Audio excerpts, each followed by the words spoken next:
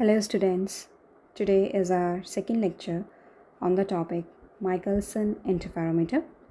First lecture में हमने बात की माइकलसन इंटरफेरोमीटर के प्रिंसिपल, कंस्ट्रक्शन और वर्किंग के बारे में। आज हम जो टॉपिक्स कवर करेंगे, हम बात करेंगे अबाउट फॉर्मेशन ऑफ फ्रिंजेस, कि कैसे फ्रिंजेस बनती हैं माइकलसन इंटरफेरोमीटर में और उनका शेप कैसा रहता है। जैसे कि हम सभी जानते हैं, हमने बात की थी कि हमारे पास दो मिरर्स होते हैं सेटअप में, M1 एंड M2, जो कि परपेंडिकुलर हैं perfectly to each other and to the beam direction, right. अगर हम इन दोनों का रिलेटिव ओरिएंटेशन यानी कि 90 डिग्री के अलावा कोई और एंगल रखते हैं तो क्या इसमें कोई वेरिएशन आता है, शेप ऑफ फ्रिंजेस, कोई पैटर्न चेंज होता है, तो वो सब हम इस लेक्चर में बात करेंगे। सबसे पहले हम स्टार्ट करते हैं कि how fringes are formed in Michelson interferometer. उसके लिए मान लीजिए ये आपका रेफरेंस एक्सिस है और ये आपका जो एस प्राइम है that is the point on the extended source जो हम एस सोर्स यूज़ करते आ रहे हैं। हम सभी जानते हैं कि डिवीजन ऑफ एम्पलीट्यूड में हमें एक्सटेंडेड सोर्सेज चाहिए होते हैं।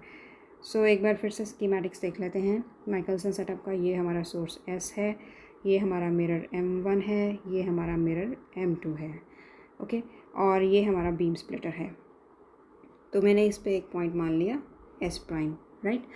अब क्या है कि हम इस तरफ देख रहे हैं टेलीस्कोप के through, this is our line of observation. तो मिरर M1 का तो हमें इमेज दिखाई देगा जब हम इस तरफ देख रहे हैं। मिरर M2 का भी इमेज दिखाई देगा। क्यों दिखाई देगा? Because of the reflection at this plate beam splitter, क्योंकि बीम स्प्लिटर को हमने क्या बोला कि this is very thin and this is also partially coated. तो इस वजह से जो है इसका एक मिरर एक्शन रहता है, this is something equivalent to a mirror. तो उस वजह से क्या होगा, यहाँ से जो बीम ट्रेवल करेगी दैट इज़ मिरर M2 की जो है, M2 की तरफ से जो बीम आ रही है that is going to be reflected in this plate, as a result of which हमें यहाँ पे जैसे यहाँ से जो बीम हमारे पास रेज ट्रेवल की, they are going to be reflected in this beam splitter, as a result of which हमें यहाँ पे मिरर M2 का भी एक वर्चुअल इमेज दिखाई देगा। This is the line of observation. तो हमें M1 भी दिखाई देगा, M1 का इमेज भी दिखाई देगा और M2 का भी हमें इमेज दिखाई देगा। अब सेटअप समझते हैं कि एस प्राइम जो है हमारा कोई पॉइंट है on the extended source S, right. Now these are the images of the mirrors M1 and M2 और ये एक तरह से इक्वलेंट होंगी the surfaces of a thin film. हम मानते हैं कि इसमें क्या है, एक एयर फिल्म है। एयर फिल्म है तो क्या होगा कि ये सरफेस हैं उसके एयर फिल्म के। तो अब क्या होगा, इस सरफेसिस पे जब लाइट फॉल करेगी तो रिफ्लेक्शंस की वजह से हमारे पास क्या आएगा, थिन फिल्म इंटरफेरेंस पैटर्न्स आएंगे। Okay, this is equal to thin film interference. अब क्या होता है कि जैसे अब ये रेस स्ट्राइक की पॉइंट एस प्राइम से, पॉइंट एस प्राइम थोड़ा नीचे रह गया है, तो इस पर रेस स्ट्राइक की तो अब हम सभी जानते हैं कि मिरर से क्या होगी, रिफ्लेक्शन होगी। अब हमें क्या, अगर ये एंगल थीटा है तो हमें ऐसा लगेगा कि ये जो रेस हैं they are coming from some sources, virtual sources S1 prime and S2 prime. S1 prime और S2 प्राइम क्या हैं, they are the images of this extended source S in the mirrors M1 and M2, okay, right. एक बार फिर से समझ लीजिए कि इसमें अगर हमारे पास रेस फॉल करती हैं, लेट अस से दिस एंगल इज़ थीटा, तो हमें पता है कि लॉज ऑफ रिफ्लेक्शन यही कहते हैं कि इन्हीं एंगल्स पे ये क्या होगी, रिफ्लेक्ट बैक हो जाएगी। और जब रिफ्लेक्ट बैक होगी तो हमें ऐसा लगेगा कि ये it appears as if they are coming from some virtual sources S1 prime and S2 prime, okay. Then second thing is that कि अगर ये डिस्टेंस इन दोनों के बीच का, ये थिकनेस, ये सेपरेशन अगर D है तो इन दोनों के बीच का जो सेपरेशन है that is twice of D, okay. ये आपको आगे की स्लाइड्स में क्लियर हो जाएगा कि कैसे ट्वाइस ऑफ D है ये डिस्टेंस। सेकेंड थिंग इज़ कि इन रेस ने इंटरफेयर करके हमें पैटर्न्स देने हैं। तो अब इन दोनों के बीच का यानी कि path difference is very important. Path difference हम अच्छे से देख रहे हैं कि अगर यहाँ से हम बात करते हैं तो इसके बाद तो इनका सेम है, इक्वल पाथ ट्रेवल कर रही हैं, लेकिन इतना जो है that is the path difference in between these two rays, these two beams. That can be easily calculated, क्योंकि ये ज्योमेट्री हमारे पास है के हिसाब से यहाँ भी एंगल थीटा होगा और अगर हम यहाँ से कोई परपेंडिकुलर ड्रॉ करेंगे और this angle will also be theta, और अकॉर्डिंगली हम ट्रिग्नोमेट्रिक रिलेशन से ये निकाल सकते हैं which is very easy to calculate, it will be 2d cos of theta. So that means कि ये जो रेज इंटरफेयर कर रही हैं इन दोनों के बीच में इतना जो पाथ डिफरेंस था that is 2d cos theta. Second thing is कि हमने पिछले लेक्चर में बात की थी कि 2d cos थीटा तो हमारा है ही है पाथ डिफरेंस, लेकिन एक एक्स्ट्रा एडिशनल पाथ डिफरेंस आएगा because of the reflection at the beam splitters. So उस वजह से एक एडिशनल पाथ डिफरेंस क्रिएट होगा और हमारा इफेक्टिव पाथ डिफरेंस कितना बन गया 2d cos theta plus lambda by 2। So that means कि जब भी हम इंटरफेरेंस कंडीशंस लगाने वाले हैं तो हम पाथ डिफरेंस कितना लेंगे 2d cos theta plus lambda by 2। चलिए फिर अब समझते हैं कि ये जो बात की मैंने कि ट्वाइस ऑफ d होगा ये कैसे आया। सो अब हम समझते हैं इमेज फॉर्मेशन। अब हम सभी कंपोनेंट्स के साथ जो माइकलसन इंटरफेरोमीटर में हम यूज़ कर रहे हैं ग्लास प्लेट एंड मिरर, उन सभी को वन बाय वन उठाएंगे और उनके साथ इमेज फॉर्मेशन देखेंगे। सो सबसे पहले हम बात करते हैं अगर हमारे पास सिर्फ ग्लास प्लेट होती पार्शली कोटेड तो क्या होता। सो मान लीजिए ये आपके X Y X coordinate axis है, X Y axis, and this is then हमने यहाँ पे सोर्स रख दिया है। फिर उसके बाद हमने thin partially silvered glass plate रख दी है 45 डिग्री एंगल पे, जैसा कि माइकलसन इंटरफेरोमीटर सेटअप में होता है। उसके बाद मान लीजिए ये जो डिस्टेंस है यहाँ से ओ पॉइंट से सोर्स एस का दैट इज़ L1, ठीक है। अब हम जानते हैं कि अगर यहाँ पे रेज फॉल करेंगी इस एंगल पे, जितने एंगल पे वो इंसिडेंट होंगी, जितना एंगल चल रहा है उसी एंगल पे वो क्या हो जाएंगी, रिफ्लेक्ट बैक हो जाएंगी। यानी कि इस तरफ से जो रेज फॉल करेंगी they are going to be reflected along Y axis. So they are incident on this glass plate and वो रिफ्लेक्ट हो गई हैं along Y axis. Second thing is कि अगर इस पर नॉर्मल इंसिडेंस होगा, नॉर्मल इंसिडेंस में हम जानते हैं कि they will be reflected back, तो ऐसा लगेगा हमें कि जो रेस हैं एक जो इस तरफ गई 45 एंगल पे और जो 90 डिग्री पे गई वो तो रिफ्लेक्ट बैक हो गई, हमें ऐसा लगेगा कि they are coming from, they appear to be coming from this point S prime, जो कि इसी सोर्स का क्या है, वर्चुअल इमेज है, समथिंग लाइक दिस, ठीक है। और अगर हम ये मानते हैं कि ये डिस्टेंस जो है दैट इज़ L2, यहाँ से यहाँ तक का डिस्टेंस L2 है, तो दैट कैन बी अब इजीली कैलकुलेटेड। यहाँ हमारा नॉर्मल इंसिडेंस है, परपेंडिकुलर हमने ड्रॉ किया है, तो इजीली हम कैलकुलेट कर सकते हैं L1 किसके बराबर आएगा, that will be equal to L2।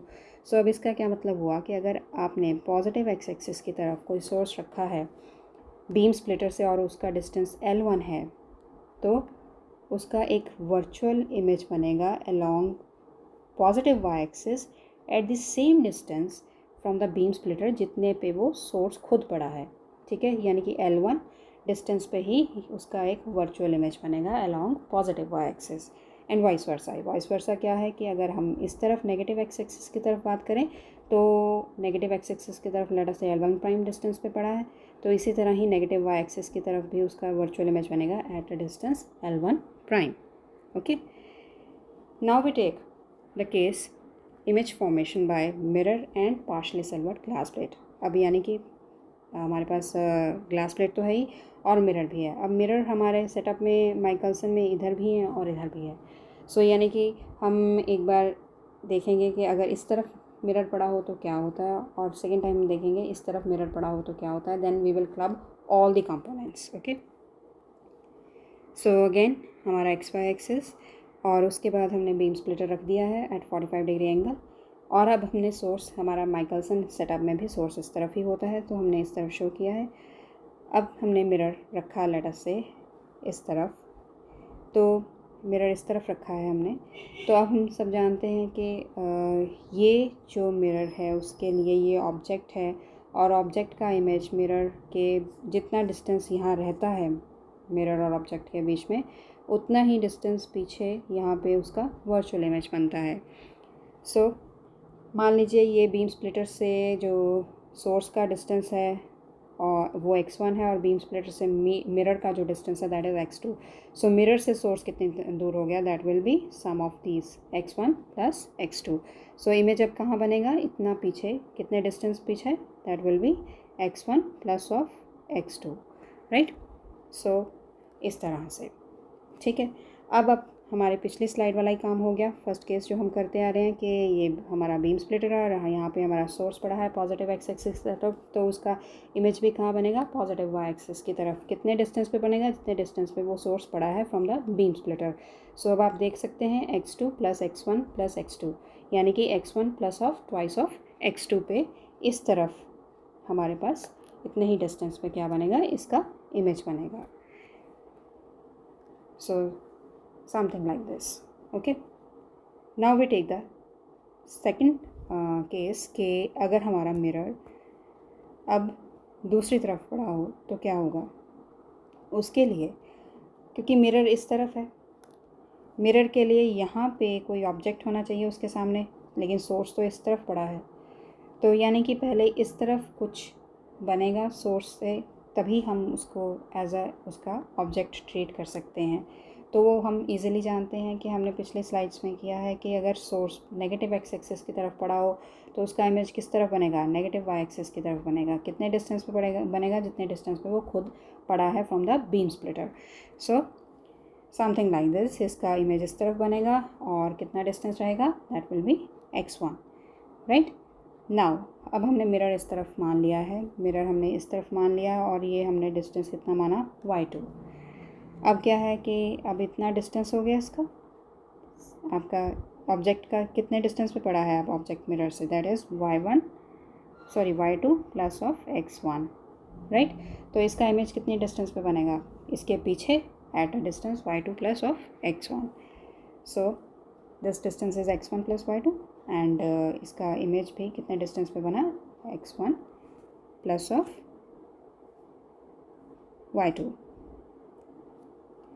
और बीम स्प्लिटर से इसका डिस्टेंस कितना हो गया, ये तो इतना डिस्टेंस था ना, x1 प्लस ऑफ y2, ठीक है। और बीम स्प्लिटर से y2 एक एक्सेस में है, सो यानी कि बीम स्प्लिटर से कितना डिस्टेंस रहा इमेज का, x1 plus y2 plus y2, यानी कि x1 plus of twice of y2, right. Now we will club all the 3 components, glass plate जो बीम स्प्लिटर है और 2 मिरर्स, ठीक है। ये अब हमारे सेटअप में सोर्स इस तरफ और ये हमारा माइकलसन इंटरफेरोमीटर का सेटअप हो गया। और इस वजह से अब क्या होगा कि इसके लिए पहले इस तरफ इमेज बनेगा और इस केस में इसके पीछे इमेज बनेगा, जितने डिस्टेंस पे ये खुद है, वही फंडा बिल्कुल एग्जैक्ट, और जितने डिस्टेंस पे ये खुद है अलॉन्ग नेगेटिव एक्सेस, फिर ये इसके लिए ऑब्जेक्ट का काम कर गया, तो इसका इमेज इसके पीछे उतने डिस्टेंस पे बनेगा और इस वजह से एक इमेज इस तरफ बनेगा। ये आपको पिछली स्लाइड्स में मैंने बताया है। सो अब सभी चीज़ों को हम क्लब कर रहे हैं, तो हमारे पास इमेजेस इस तरफ 2 बन गई और उन दोनों के बीच में डिस्टेंस कितना रहा, दैट विल बी, क्योंकि हमें पता है कि एक इमेज जो इस वजह से बनेगी वो बनती है at something x1 plus of twice of x2 पे, और जो इमेज इसकी वजह से बनती है वो बनती है at distance x1 plus of twice of y2। सो हमारे पास दोनों के बीच का सेपरेशन डिस्टेंस कितना हो गया, that will be twice of x2 minus y2। अब x2 y2 क्या है, that is the beam splitter से मिरर्स का कितना डिस्टेंस है, राइट। सो अगर हम वही बात कही हमने कि अगर मिरर्स के बीच में डिस्टेंस इस आर्म और इस आर्म में बीम स्प्लिटर से यहाँ का बीच में डिस्टेंस जो है दैट इज़ d, यानी कि x2 माइनस y2 जो है दैट इज़ d, तो हमें अब कितने पर इमेजेस बनती दिख रही हैं, ट्वाइस ऑफ d पे। वही बात हमने पिछले स्लाइड्स में की थी। So that is all for about the formation, कैसे हुई, कैसे 2D बना। अब कंडीशंस क्या हैं, दैट आर वेरी सिंपल। हमने बात की थी कि इफ़ेक्टिव पाथ डिफरेंस हमारा क्या होगा, 2D cos theta plus lambda by 2, और हम अच्छे से जानते हैं कि अगर path difference integral multiple of wavelength होता है then it is the condition for maxima or bright fringe. So accordingly we can find the conditions for bright fringe in Michelson setup, interferometer setup. और इसी तरह dark fringes के लिए we know that it should be an odd integral multiple of lambda by 2. So accordingly we will have the conditions for the dark fringes or the minima. So thank you very much, and we will continue this lecture, and we will talk about the shape of fringes in second part of this lecture.